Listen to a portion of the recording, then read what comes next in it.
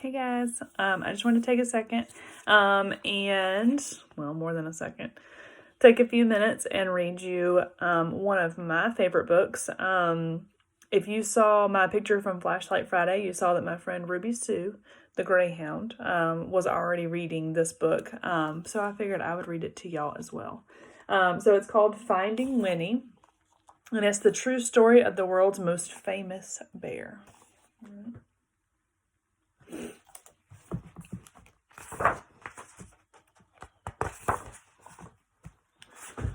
See if y'all can see it. I'll show you pictures when I'm done reading the page.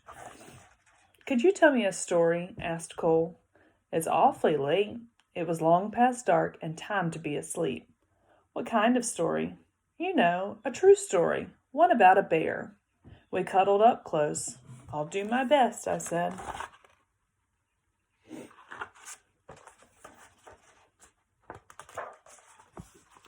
A very long time ago, about 100 years before you were born, there was a veterinarian who lived in Winnipeg. His name was Harry Colborne. A vegetarian, said Cole. Bear doesn't like vegetables. A veterinarian. It means an animal doctor. I know that, Cole said. That's what I'm going to be when I'm big. If a horse had the hiccups or a cow had a cough, Harry knew how to make them feel just right. Harry's hands were never cold, even in Winnipeg, where winters are so frosty that icicles grow on the inside of your nose. That was just the kind of doctor he was.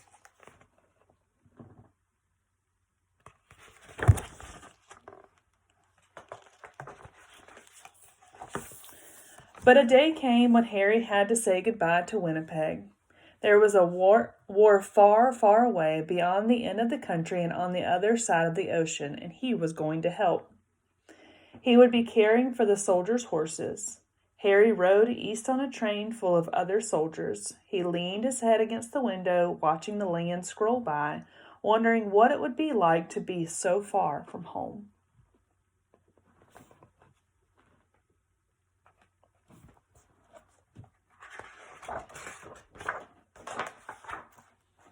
The train rolled right through dinner and over the sunset and around 10 o'clock and into a nap and out of the next day until it stopped at a place called White River. Harry decided to stretch his legs. On the train platform was a man on a bench with a baby. A baby? Said Cole, annoyed. Sorry, guys.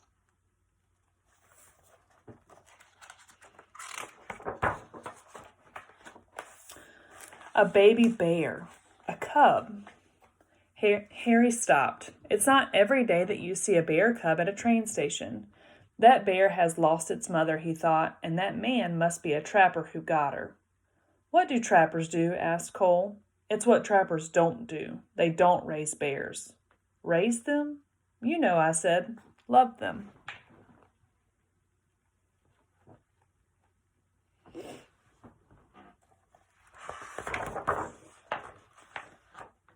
Harry thought for a long time. Then he said to himself, there is something special about that bear. He felt inside his pocket and said, I shouldn't. He paced back and forth and said, I can't. Then his heart made up his mind, and he walked up to the trapper and said, I'll give you $20 for the bear. Is $20 a lot? Asked Cole. Back then, I said, even more than a lot.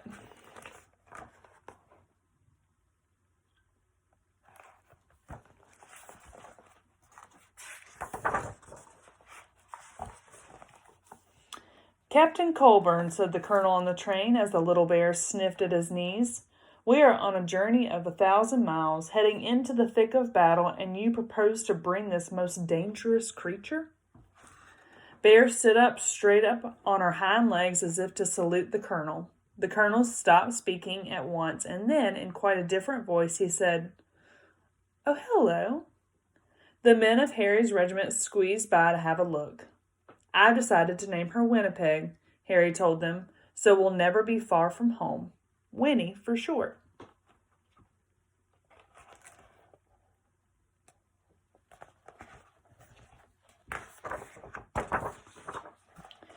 They had a very long way to travel, and they had already gone 3 or 4 feet when Winnie grew hungry.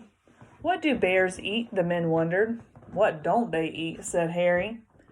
"Vegetables," Cole reminded me. "Winnie ate vegetables," I said. "She ate everything except onions." They brought her carrots and potatoes and apples and tomatoes and eggs and beans and bread and a tin of fish and some slop in a dish, but Winnie was still hungry. "How about dessert?" said Harry, holding up a bottle of condensed milk. Taking the treat in her paws, Winnie lay on her back and hummed a happy song as she drank. The men roared.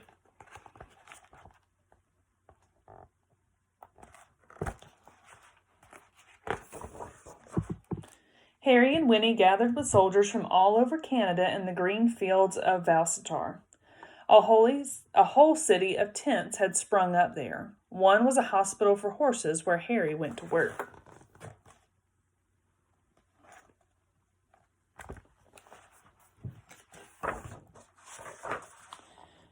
Winnie was in the army now. Harry taught her to stand up straight and hold her head high and turn this way and that, just so. Soon she was assigned her own post. Even the colonel agreed that Winnie was a remarkable bear. She might have been the best navigator in the whole army. If you hid something, could she find it? She could. What if it was farther away and farther still? Remarkable, he cried. There's Winnie.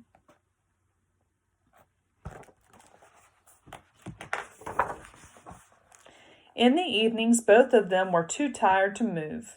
When Harry thought about Winnie and the voyage across the ocean, his head said, "I shouldn't." His head said, "I can't." But his heart made up his mind.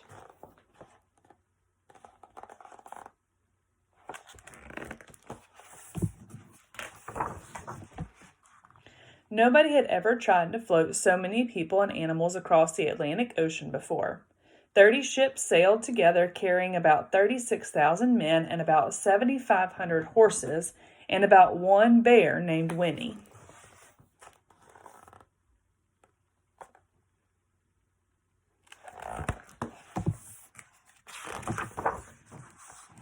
When they finally arrived in England, when the regiment went to training on the Salisbury Plain, where it rained and rained and rained. But Winnie didn't seem to mind. She was the mascot of the 2nd Canadian Infantry Brigade, and she attended her post with vigor. One day, Harry came running while she was doing her exercises in the tent. "You'll bring the whole place down," he said with a laugh. She had grown.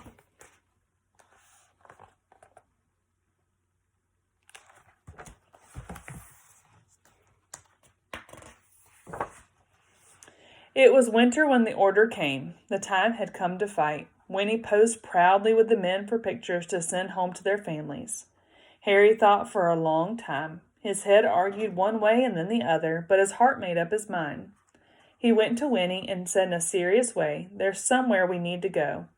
Winnie brushed the mud off her nose and nuzzled in close.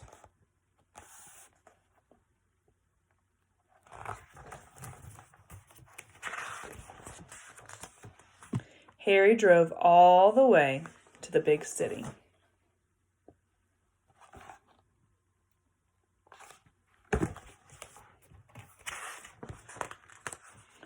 "Here we are," said Harry, "the London Zoo." Harry took a deep breath. "Winnie, this is going to be your home for a while," he said. She tilted her head. "We're shipping out to France," he explained. "I have to take care of the horses at the front." She rested her big head against him. "I know you want to come, but it's not safe." Winnie's head bowed. Harry's hands were warm as sunshine as usual. "There is something you must always remember," Harry said. "It's the most important thing, really. Even if we're apart, I'll always love you. You'll always be my bear."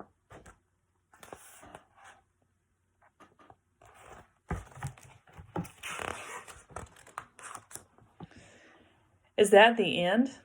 "That's the end of Harry and Winnie's story," I said. "But I don't want it to be over," said Cole.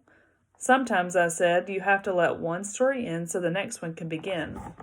"How do you know when that will happen?" "You don't," I said, "which is why you should always carry on."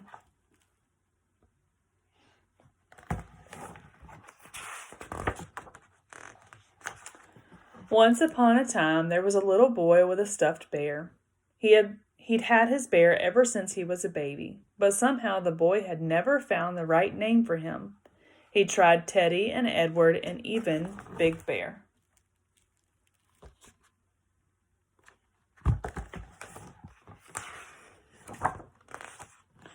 One day, the boy went to visit the London Zoo with his father, and there was a bear, a real bear, on the terraces there. Right away, the boy thought, there is something special about that bear. Her name was Winnie. They became true friends. The boy was allowed to come right inside her enclosure to play. Once the boy had found Winnie, he knew just what to call his stuffed bear. He named it Winnie the Pooh, and the boy was called... Cole? Said Cole.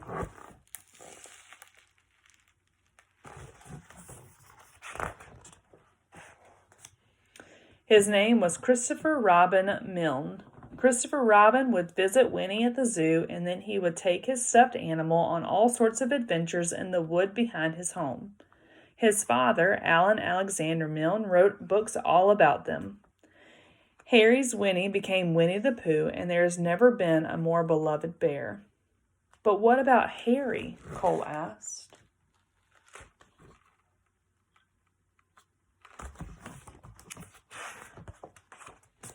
When Harry visited Winnie at the zoo, he saw how happy she was. She was being raised. She was truly loved, and that was all he had ever wanted, from the moment they met at the train station in White River. So after the war, Harry returned to Winnipeg and his life as an animal doctor.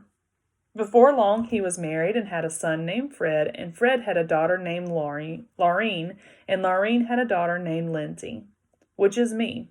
And then I had a son. When I saw you, I thought, there is something special about this boy. So I named you after your great-grandfather, Captain Harry Colburn. I named you Cole.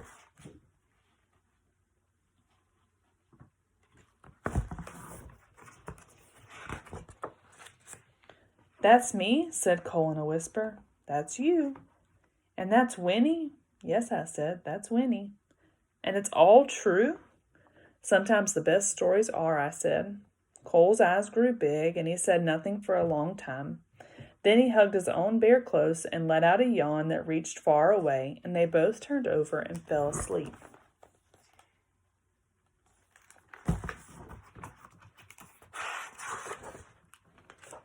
All right, guys, so here are some pictures. These are like real pictures.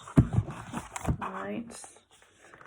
Over here, that says Harry as a young soldier. All right, and then over here we've got some things. So this over here, it says Harry kept diaries throughout World War I. This was the diary from 1914, the first year of the war. And then over here it says the diary page from the day Harry found Winnie. On August 24th, 1914, he wrote, "Bought bear, $20. All right, and so then over here, at the very top, I don't know if you can see that, and it says 3 soldiers with Winnie at her post. So that's them with the bear. And then it says Winnie and Harry have what appears to be a laugh and a snack. Right over here. And at the bottom, Harry and his fellow soldiers with their mascot, Winnie. There you go. Over on this other side, this picture of Winnie and Harry inspired the statues that now stand in Winnipeg and London. That one right there. And then there is the actual statue. All right, and then this last one, it says, this photo was taken of Winnie and Christopher Robin in 1925 at the zoo after they became friends. Christopher Robin's father, A.A. Milne, watches them play from above. That's that picture. And then down here, it says, this official animal record card shows that Winnie began her stay at the London Zoo on December 9th, 1914. All right, so guys, this is one of my favorite books, okay, and it goes along with the unit that we were doing before we left, okay, so this is historical fiction, all right. So I would love for you to post you reading one of your favorite books. It could be one from when you were little, or if you wanted to even read a chapter of something that you're reading right now, I would love to see that. And we can even post it on Google Classroom if you want. So have mom, dad, whoever email that to me and I will post that. Again, miss you guys so much. And I will be reading and posting more stories for you guys. Bye, guys.